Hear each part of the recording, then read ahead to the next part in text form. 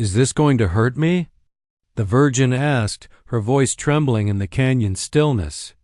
The Apache warrior said nothing, only tightened his grip on the leather-wrapped bundle at his side.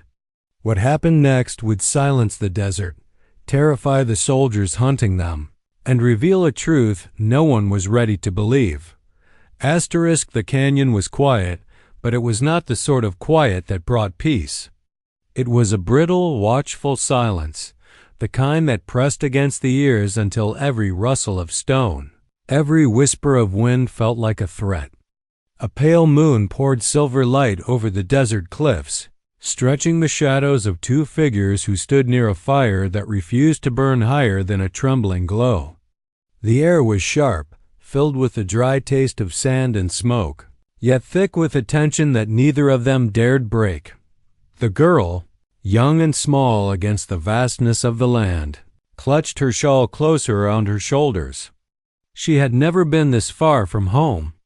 Her skin was soft, untouched by the harsh sun that carved lines into the faces of wanderers. Her eyes held an innocence that seemed misplaced in a canyon like this, a place known for swallowing men whole and leaving no trace of them but the whispers of coyotes at night. Her lips parted, and her voice, fragile as a candle flame in a storm, carried into the heavy air. "Is this going to hurt me?" The words trembled as they left her, not just because she feared the answer, but because she feared the silence that might follow. She looked at the man before her, the Apache, tall and grave, his figure wrapped in worn leather and shadows. His face, carved by years of battles and the relentless desert, revealed nothing. His dark eyes seemed to pierce straight through her, weighing her not as a woman but as a question, as if the very core of her being demanded judgment. She had asked many questions since he had brought her here, though most were met with silence or short, sharp replies. "Where are we going?" "Why me? Who is after us?" But this question was different. It was not about the world outside. It was about her place within it, and it carried with it the unspoken terror that whatever lay ahead might be larger, crueler than she had ever imagined. The Apache did not speak. Instead, he lifted his gaze away from her and let it travel across the canyon. He watched the cliffs, the jagged rocks, the emptiness that wasn't truly empty. He listened for hoofbeats, for footsteps, for the kind of sound that meant death was near. His silence was not dismissive, it was calculating.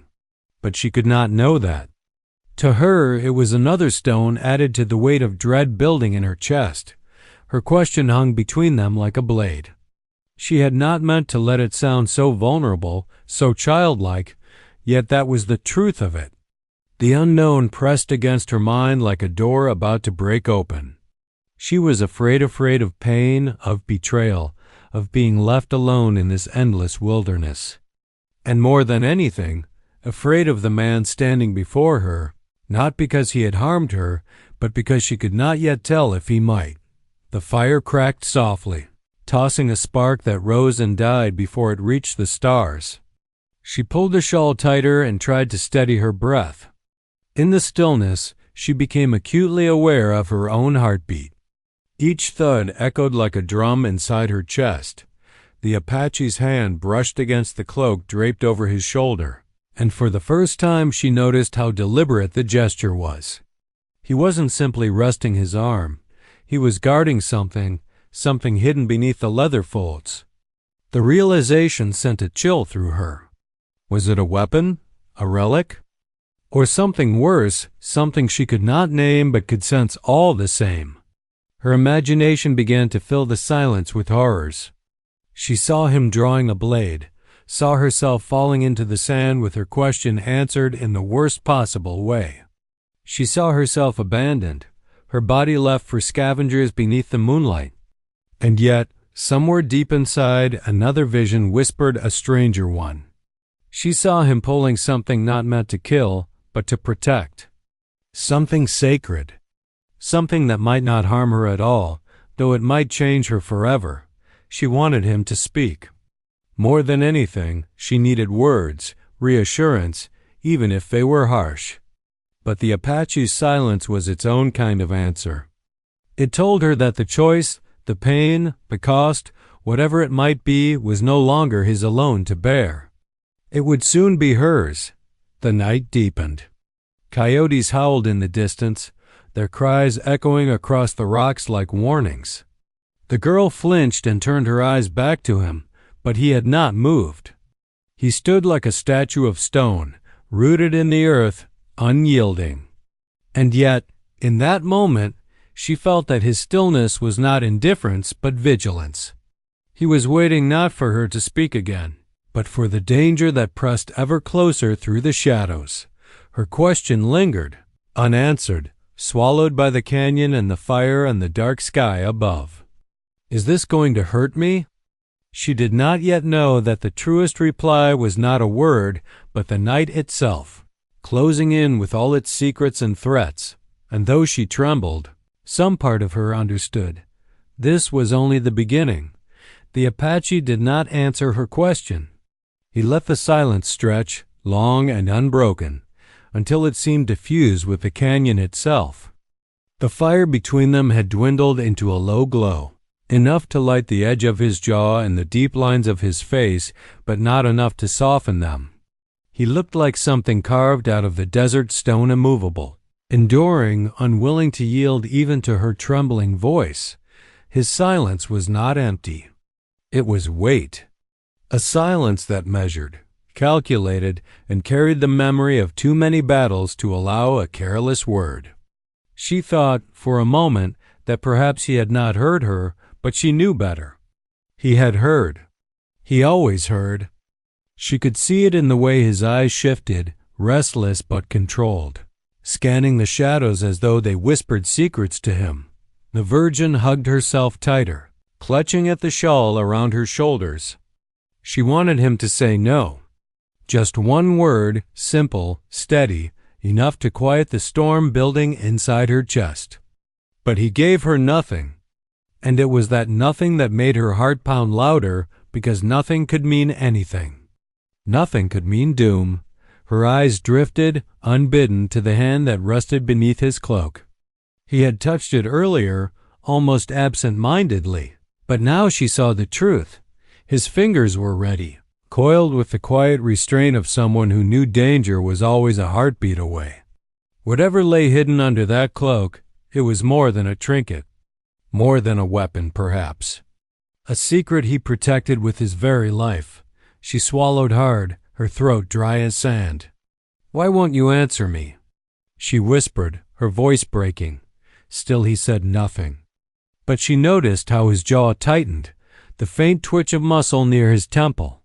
Not indifference, not cruelty, but restraint. He was holding something back, not only from her, but perhaps from himself. It was maddening, this refusal. All her life, words had been the shield against fear. When she was a child, frightened by storms, her mother would calm her with stories. When she had doubts, her friends soothed her with laughter, with explanations, with reassurances that the world was not as frightening as it seemed. But here, in this canyon, there were no soft words, no reassurances. Only this man, standing like an iron gate between her and whatever waited in the darkness beyond. The fire popped, sending a spark into the night. She flinched, and his eyes flicked to her immediately, sharp and instinctive. For just a second, their gazes locked, and in that brief silence, she understood something he could not say aloud. He was not ignoring her. He was guarding her. His silence was his shield, as much as the weapon beneath his cloak. Words could be twisted, could be overheard. But silence, that could not betray them. The realization both comforted and unsettled her. Comforted, because it meant she was not alone. Unsettled, because it also meant the danger surrounding them was real, tangible, and far closer than she dared admit. The Virgin shifted uneasily, her fingers brushing the dry earth. She imagined the sound of footsteps in the distance, the thud of hooves carrying unseen riders across the desert night. She imagined the glint of steel, the echo of gunfire, the way shadows could suddenly take form and tear them both apart. And she wondered, was that what he waited for? Was that why he would not answer her? Because the moment he spoke, the moment he let down his guard, the threat would strike? She wanted to scream at him, to demand the truth, to claw the silence apart and force him to admit what danger she had been dragged into. But when she opened her mouth, no words came. Only a tremor of breath, shallow and uncertain. The Apache turned his head, scanning the ridge of the canyon. His movements were precise, deliberate, as if he expected eyes to be watching them even now. And perhaps they were. She followed his gaze, but the rocks remained cold and empty. Still, she felt it too, the sense of being seen. She pressed her hand to her chest, as though she could steady her heartbeat by holding it down. His silence was unbearable, but at the same time, it was the only thing anchoring her in that moment. If he spoke, she realized, it might unravel her completely. The night deepened around them. The fire gave up its last stubborn flame and surrendered to embers. Shadows thickened, and the desert seemed to breathe. She could not tell if the danger was real, or if it was just her fear feeding on itself. But when she looked at him again the way he stood, rigid and watchful, she knew it was not her imagination. The Virgin lowered her voice to barely a whisper. "Will you protect me?" This time, the silence was different. Not the silence of calculation, not even of restraint. It was the silence of an oath unspoken, but binding all the same. He didn't answer. He didn't need to, and yet, the weight of what he did not say pressed harder against her chest than any word ever could. The canyon was alive. Not in the way of green valleys or rivers flowing with song, but in the way a battlefield is alive before the first clash of steel, the kind of life that holds its breath, waiting for blood to feed it. The Virgin could feel it in her bones. Every gust of wind carried with it a warning, a vibration too subtle for words. She lifted her head and listened, though there was no single sound she could point to. The silence around them had shifted. It was no longer empty, but full of something unseen, approaching. She shivered and clutched her shawl tighter, but the fabric did little to keep out the chill that sank into her skin. It wasn't cold. The night air was warm, still clinging to the memory of the desert sun. Yet her flesh prickled as though ice had seeped into her veins. Fear did that. Fear disguised itself as weather. Fear convinced the body that something was wrong even before the mind could name it. The Apache felt it too, she could tell. He stood a little taller now, his head tilted toward the cliffs as though listening to voices she could not hear. His hand had returned to the cloak draped over his side, the same guarded gesture she had noticed before. He wasn't merely touching it now. He was ready. "What is it?" She whispered, though part of her didn't want to know the answer. He didn't reply. Not with words. But the faint narrowing of his eyes was enough. Danger doubt her heart quickened. She scanned the canyon walls, the ridges that loomed like the backs of great beasts sleeping in the moonlight. Shadows danced in the shifting glow of the embers, twisting shapes into illusions, men with guns, riders on horses, beasts with snarling teeth. She blinked, and they were gone, only rocks again. But she could not shake the feeling that the illusions were warnings, not tricks. The sound came then faint but unmistakable. A howl. Long, drawn-out, mournful. Coyotes. She had heard them before, near her village where they scavenged on scraps and haunted the outskirts of fields. But this was different. This cry carried a sharpness, a tone of urgency, almost as if the animals themselves had sensed what the desert was holding back. The Virgin trembled, her breath catching. "They're close, aren't they?" The Apache did not look at her. His gaze was fixed on the far end of the canyon, the direction from which the wind carried the scent of dust and leather. His silence was answer enough. She pressed her palm to the earth, as if she could draw strength from the ground beneath her. The sand was cool, gritty, and ancient. She wondered how many had stood in this place before her, asking the same question she had asked. Is this going to hurt me? How many had survived the answer? The wind shifted, and with it came another sound, distant but growing. Hoofbeats. She was sure of it now. Slow at first, like thunder rumbling on the horizon. Then quicker, sharper, multiplied. Horses. Riders. Her stomach knotted. She turned to the Apache, her voice rising despite her attempt to keep it steady. They've found us. Still, he did not speak. He moved instead, stepping closer to the fire and grinding the embers beneath his boot until the glow vanished, plunging them into darkness. The sudden loss of light made her heart leap to her throat. She wanted to cry out, to protest, but then she realized the fire had been a beacon. Anyone watching would have seen them. Darkness was their only shield. Her eyes struggled to adjust, but his figure remained clear to her, as if her fear had etched him in brighter lines against the night. He was still as stone, every muscle taut, every breath measured. A predator waiting, patient, certain. The hoofbeats grew louder, echoing off the canyon walls until they seemed to come from all directions at once. Her imagination filled the shadows with enemies' men cloaked in dust, eyes gleaming with hunger, weapons glinting beneath the moon. She tried to tell herself it was only fear, but then she remembered the way the Apache's hand hovered near the hidden object. Fear was not lying to her. The virgin swallowed hard, forcing air into her lungs. She could not run. She knew that instinctively. If she fled, she would be caught, and worse. The only safety she had was the silence of the man beside her, the strength he carried without words. She leaned closer, her voice no more than a breath. What are they after? For the first time that night, he turned his head and looked at her fully. The firelight was gone, but the moon revealed enough of his face to see the truth. This was not the first time he had been hunted, and it would not be the last. The virgin's stomach twisted. Whatever secret he held beneath that cloak, whatever purpose had drawn her into this canyon with him, it was not just dangerous. It was something worth killing for. The hoofbeats thundered closer.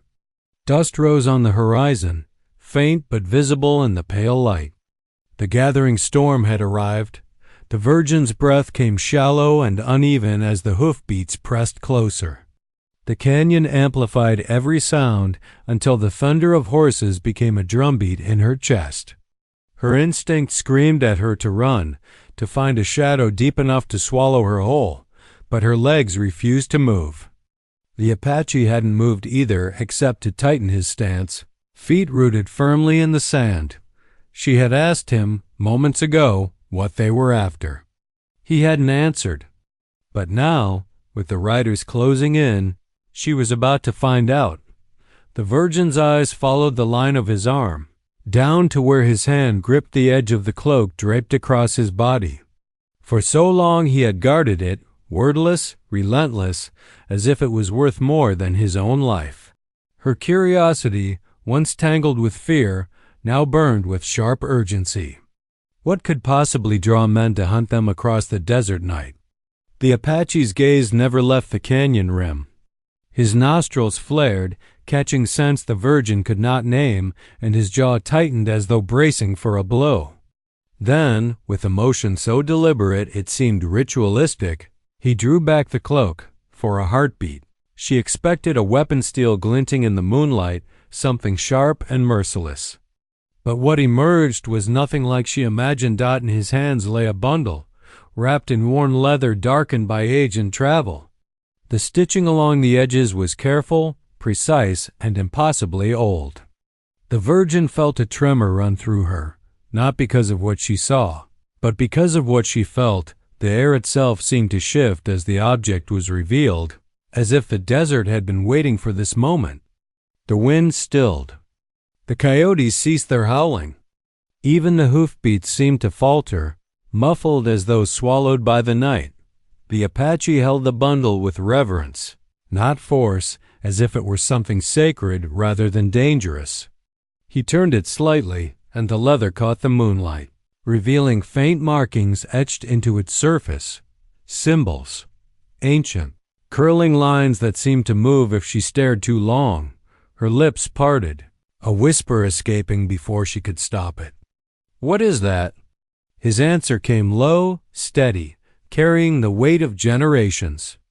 "Not what they think it is, but enough for them to kill for it." The Virgin's pulse roared in her ears. She wanted to reach out, to touch it, to understand why the mere sight of it filled her with equal parts dread and wonder. But the Apache's grip tightened, and she felt the unspoken warning in his posture. This was not for her hands. Not yet. The sound of riders returned, louder now. She could hear the clatter of bridles, the metallic rattle of weapons against saddles. The men were near enough that she could almost see them shadows shifting at the far mouth of the canyon. "They think it's a weapon," the Apache said, his voice barely audible over the growing storm of hooves. "A weapon that can burn nations to ash. But it is not. It is older, wiser. It chooses."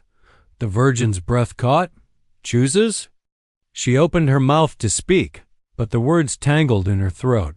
The Apache's eyes finally met hers, and she saw in them something fierce, unyielding. Not just a warrior's resolve, but the burden of one who carries a truth too dangerous to name. "Do you understand now?" he asked. She shook her head, tears stinging her eyes. "No, I don't. The sound of a rifle cocking echoed across the canyon, silencing her. Her head snapped toward the shadows, and this time she saw them figures on horseback, their silhouettes sharp against the moon. At least a dozen, maybe more. Dust clung to their clothes, their faces hidden beneath wide-brimmed hats. But their weapons gleamed, and their intent was clear. One of the riders called out, his voice harsh and triumphant. "Hand it over, Apache." "You've run far enough." The Virgin froze. They weren't here for her. Not entirely. They were here for it.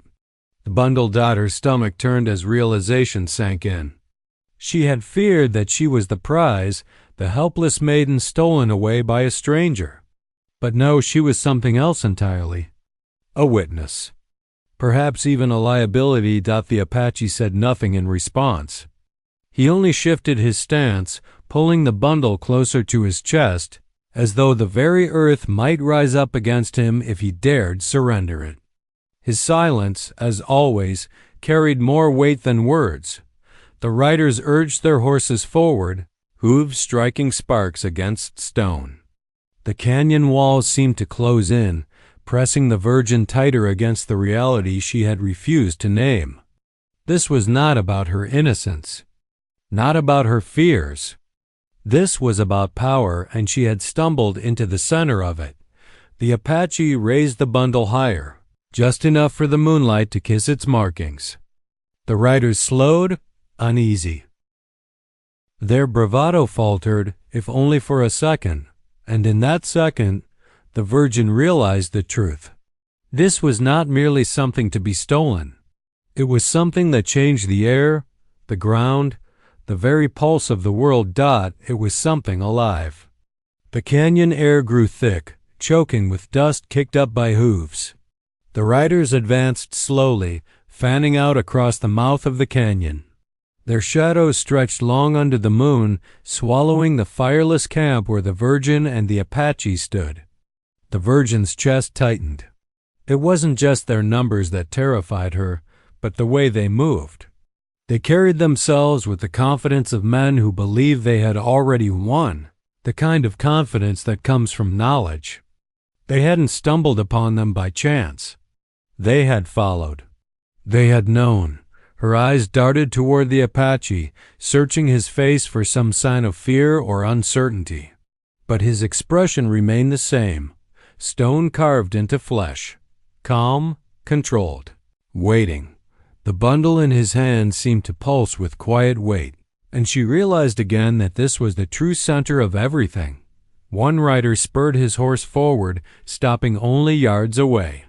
His face caught the moonlight hard, scarred, his eyes like glass beads reflecting cruelty. He spat into the dirt and called out, his voice echoing off the canyon walls. "Thought you could outrun us, Apache? Thought you could hide it?" The Virgin flinched at his words. Hide what? She had seen the bundle, felt its strange presence, but what could it truly be that so many were willing to hunt through the night for it? The Apache didn't answer. His silence was defiance, sharper than any blade. The rider sneered. He raised a hand, and more shadows emerged from behind the rocks. Men on foot, rifles glinting, faces hidden beneath scarves. The Virgin's stomach dropped. They hadn't just been followed, they'd been surrounded. Her breath came faster, panic clawing at her chest. She turned in a frantic circle, searching for an escape, but the canyon was a prison of stone. Every path was sealed with gun barrels and hungry eyes, and then it struck her. They had not tracked the Apache alone. They had tracked her. The Virgin froze, realization slamming into her like a strike of lightning. She remembered the strange kindnesses on the road, the food left at rest stops, the eyes that lingered on her when she thought no one watched. She had believed she was invisible, an innocent girl swept along by forces she didn't understand. But innocence was no shield. It was bait. The Apache must have seen the truth dawn in her eyes, because his voice came low, urgent, the first words he had spoken in hours. "They followed you." Her knees nearly buckled. "Me?" she whispered, her throat tightening. He gave a single nod, never breaking his gaze from the men around them. "They knew you would lead them here. They counted on it." The Virgin's stomach twisted, bile rising at the back of her throat. Betrayal. She had brought this upon them, not knowingly, not willingly, but no less truly. Her very presence had been the thread they had tugged to unravel everything. The lead rider's laughter rang out, sharp and mocking. "Hand it over, Apache, or the girl dies first." Her blood ran cold. They weren't bluffing. She could see it in their eyes. Men who had long ago traded mercy for greed. The Apache didn't move. His silence stretched again, taut as a bowstring. But the Virgin could see it now beneath that stillness. He was making choices, weighing the risks, deciding whether she was worth the cost of what he held. The thought gutted her. She wanted to beg him not to choose, to tell him she could accept whatever fate awaited her if it meant protecting the thing he carried. But the words caught in her throat. She didn't want to die. Not yet. Not like this. The riders pressed forward, circling tighter. Rifles rose, glinting like teeth in the moonlight. Every sound seemed louder, the shuffle of boots on gravel, the clink of metal, the horses' restless snorts. The Virgin's pulse pounded so hard it seemed to drown them all out. Her voice broke free, raw and desperate. "Don't give it to them." The Apache's head turned slightly, just enough for his eyes to meet hers. There was something in them she had not seen before. Fury, yes, but also faith. A trust she didn't understand. And then, without warning, the Virgin moved. She didn't think. Her body surged forward on instinct, her hands reaching for the bundle. She seized it, her fingers brushing the rough leather. The Apache stiffened, his grip faltering only for a heartbeat, but a heartbeat was enough. The world exploded in light. A blinding flash burst from the bundle, searing across the canyon like a living fire. The riders cried out, shielding their eyes, their horses rearing and screaming in panic. The Virgin staggered back, clutching the bundle to her chest, its markings burning against her skin. The Apache's eyes widened not with anger, but with shock. She had taken it. She had awakened it. And in that moment, every man in the canyon, rider, soldier, warrior, understood that nothing would unfold as they had planned. The light consumed everything. For a moment, the Virgin thought she had been struck dead, that the bundle's power had shattered her body, ripped her soul from flesh, and flung her into some endless brilliance. She couldn't see, couldn't breathe, couldn't even remember what it had felt like to be whole. There was only fire, and it lived in her veins. The riders screamed. Horses thrashed and reared, their panicked cries echoing off the canyon walls. Metal clattered against stone as weapons slipped from blinded hands. The Virgin could hear it all, yet none of it sounded real. It was as though she was standing apart, watching through the lens of something ancient, something far larger than herself. When her vision finally began to return, the world looked different. The canyon walls glowed faintly, etched with lines of light that pulsed like veins beneath stone. The air shimmered, thick with energy. Even the sand at her feet seemed to vibrate, each grain alive with a rhythm she could feel in her bones. And the bundle, it was no longer sealed. The leather wrappings had split open in her hands, peeling back like a husk. What remained glowed, not with fire, but with something older, purer. A core of crystal, fractured yet whole, radiating light that bent the darkness around it. The Virgin staggered, clutching it tighter. It should have burned. It should have torn her apart. But instead, it felt right. As though it had been waiting for her all along. The Apache's eyes were locked on her, wide for the first time since she had met him. She had seen his face hard with silence, his gaze sharp with vigilance, but never this. Shock, awe, perhaps even fear. Put it down, he said. His voice low, steady, though his jaw betrayed the strain of control. I can't, she whispered, her voice trembling, and it was true. Her fingers would not release it even if she willed them. The light clung to her, weaving itself into her skin. The riders, recovering from the flash, began to regroup. Their curses filled the canyon, their rifles raised again. But when they caught sight of her, bathed in the artifact's glow, they faltered. Their confidence cracked. Fear spread across their faces, turning hardened men into children caught staring at something they could not name. One of them spat into the dirt, his voice shaking. Witch, another hissed. It's choosing her. The Virgin's knees weakened. Choosing? The Apache had said those words before, but she hadn't understood. Now with the crystal burning against her chest, she felt it. A pull, not outward, but inward into memory, into blood, into the marrow of her very being. This was not chance. This was inheritance. The Apache stepped closer, his eyes never leaving hers. You must listen to me, he said, each word deliberate, carrying the weight of command. If it bonds with you fully, there is no undoing it. No turning back. Her lips trembled. What will it do to me? He hesitated. For the first time, the silence between them was not control but uncertainty. Then he said, It will make you more, but it will cost you everything. Her chest tightened. She wanted to scream that she had never asked for this, that she was just a girl who wanted safety, a home, a life untouched by shadows.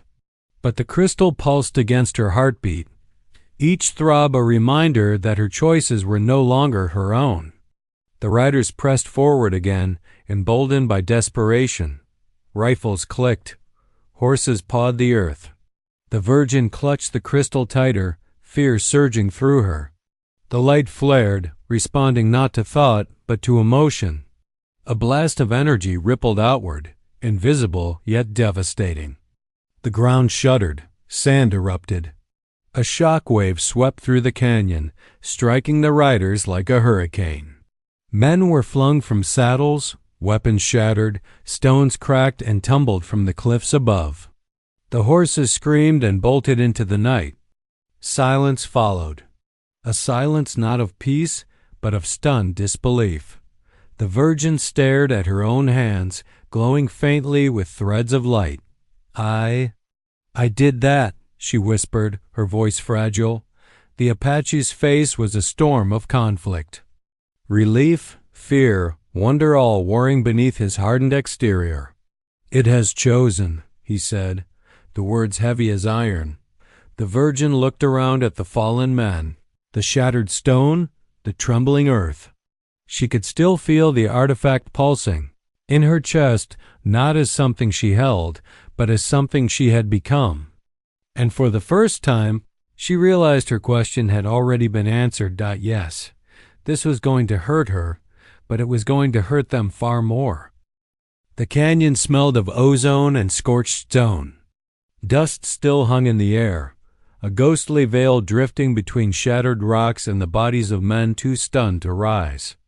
The Virgin stood at the center of it all, trembling, the bundle no longer a bundle but a core of light pressed against her chest. Its glow had dimmed since the blast, but its rhythm matched her heartbeat.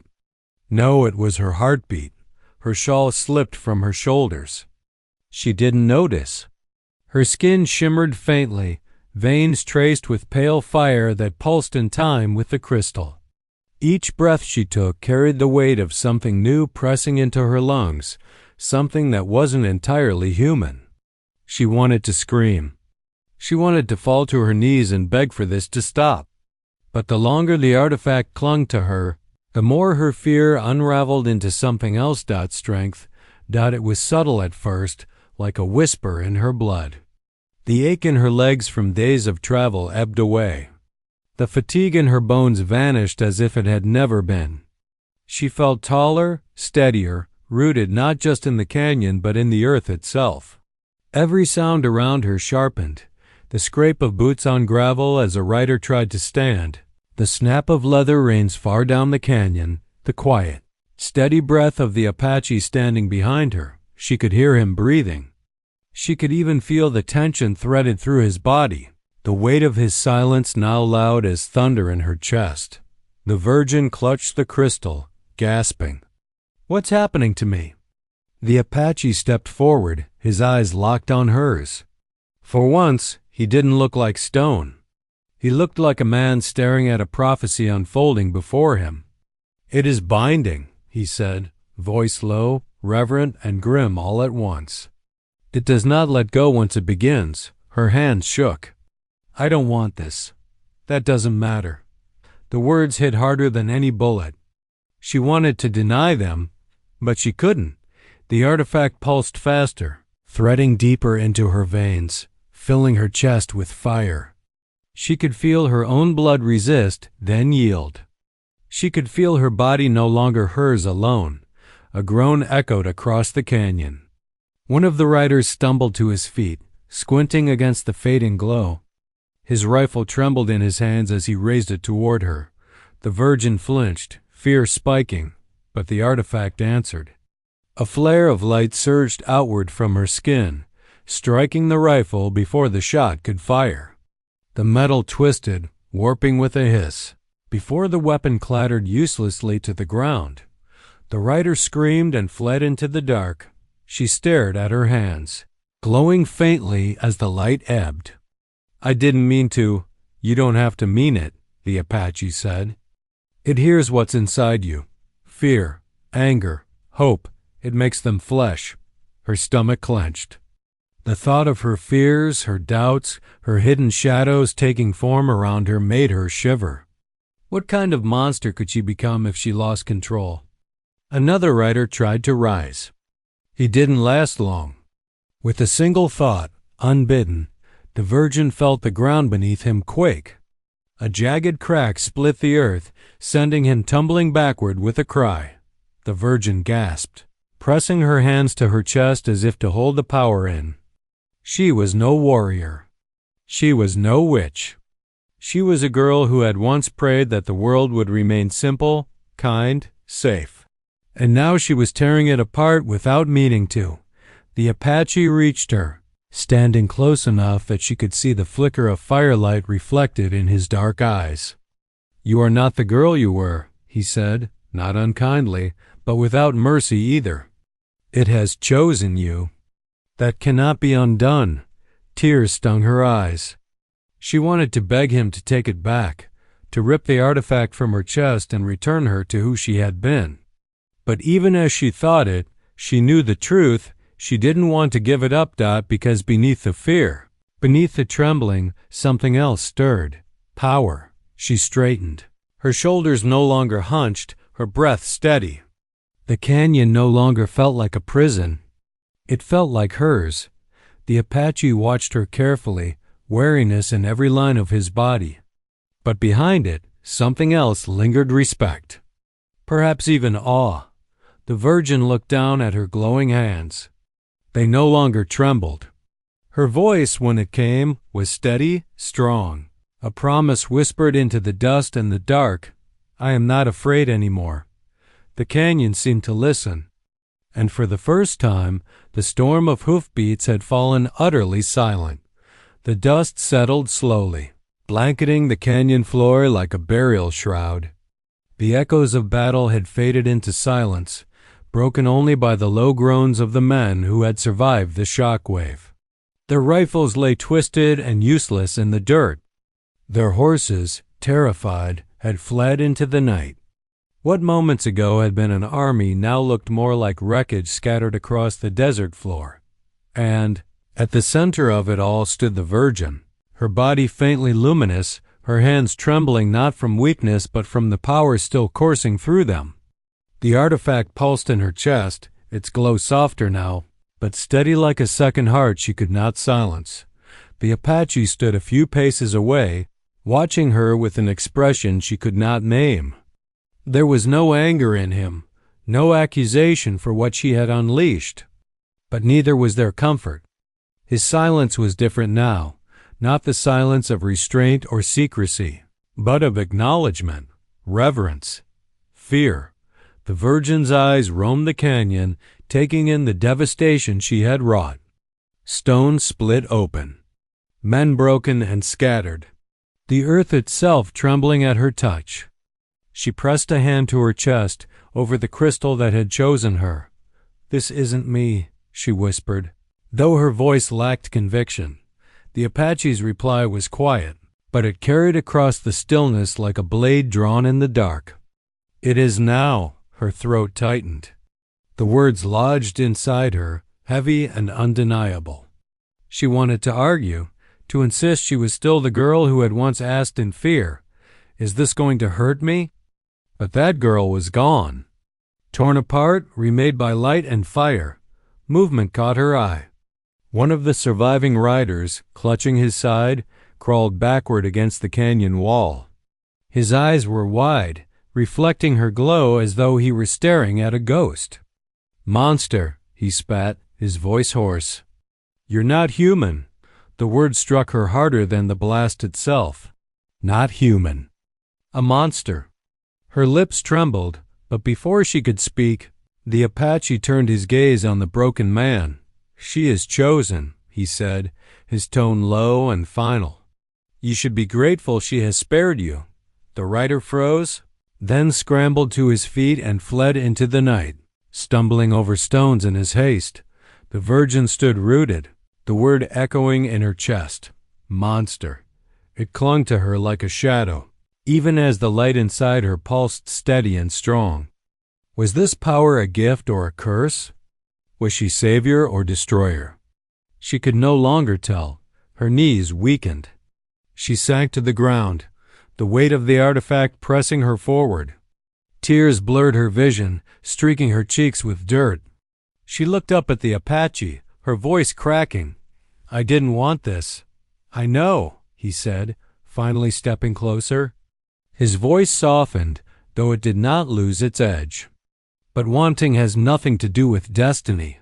She stared at him through her tears, searching his face for something: comfort, reassurance, anything that would tell her she was still herself. Instead, she found only the truth. He believed this was always how it was meant to be.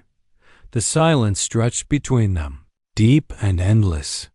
Then, slowly, she rose to her feet. Her legs no longer trembled. Her shoulders no longer hunched. The fear that had once consumed her was gone, replaced by something colder, sharper, steadier. She looked around at the broken man, the fractured stone, the canyon that had borne witness to her transformation. Her voice, when it came, was no longer a question. It was a vow. This will hurt them. The words carried on the wind, quiet but unyielding. They did not belong to the frightened girl who had once clutched her shawl and begged for reassurance. They belonged to someone new, someone the artifact had awakened, someone the world was not ready to face. The Apache inclined his head, a gesture of respect. And in the faint glow of her light, for the first time, he allowed himself the smallest of smiles, not of joy, but of recognition. The canyon fell silent. The storm had passed. But the world beyond the stone walls would soon feel its aftershocks, and in the stillness, the Virgin understood the final truth. Her question had never been about pain. It had been about power. And now, that power was hers.